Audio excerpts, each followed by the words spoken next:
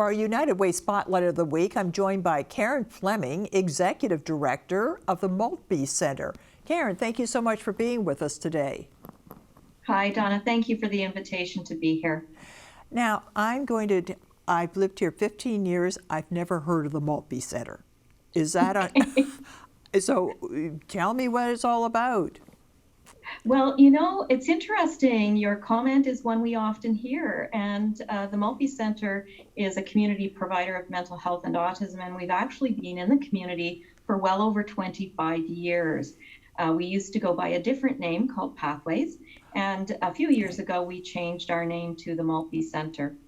We are the designated lead agency for child and youth mental health in KFL&A, and we've been providing autism service for decades. We're also a member of our Ontario Health team locally, and we're in the process of really expanding and growing not only our mental health services, but our autism services as well. And maybe I could just mention, we also have 5 campuses. And our main site is in Kingston at Hyperion Court. We also have a site in Napanee, in Sydenham, in Northbrook, and in Charlotte Lake. So if you have a child who is in need of these sorts of services, it's not like you've got to travel great distances to get to these services. So children and youth, so we're talking what age to what age? Yeah, so we provide services for kids from birth right through until age 24. And we've got a range of services for kids within the different age groups. For example, what are the big ones for you, the things that you do the most? Mm-hmm. Well, for the most, our average age range is around 11 years of age. So we provide autism services, obviously, for kids in that space. For the younger kids, we've got early learners, and we provide some fun activities, socialization on the autism side, on the mental health side, some one-on-one and group sessions for those kids.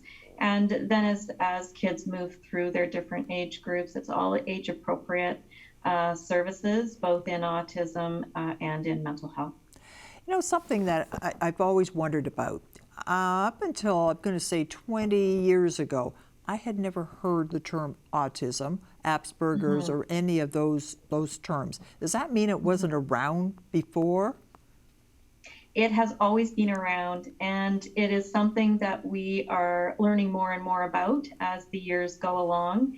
And it is something, just like anything really in science or in medicine, is that there are new discoveries. And it doesn't mean that they haven't been around previously. It just means that it's come to our attention.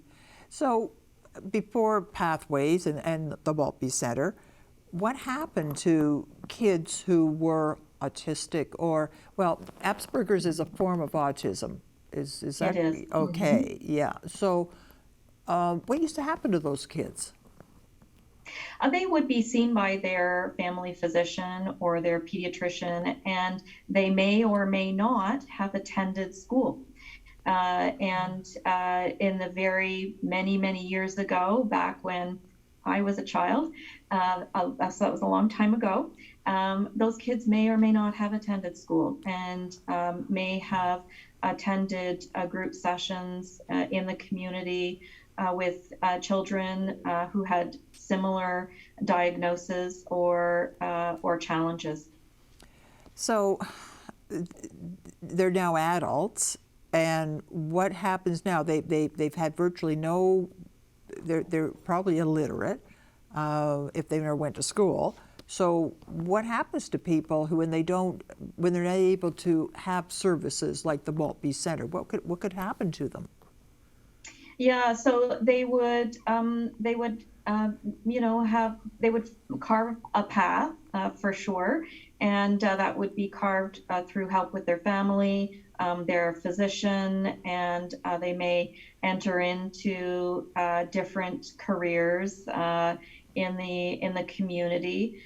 Now, however, it's very different, that we do identify these kids fairly early on and are able to provide the proper supports that are required to ensure that They are living a full life and are able to have social networks as much as they wish to have social networks, and are able to get a job, attend school, do higher education. So they have a very full life, just like you and me.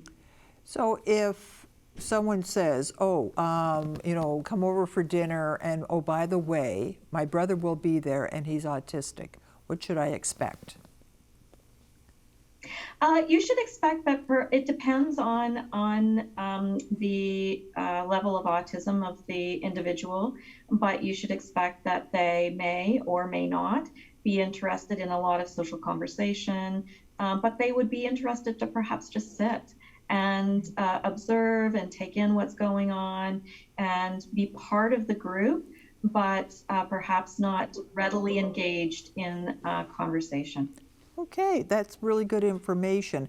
And the United Way plays a part in what you do. Can you tell me about that?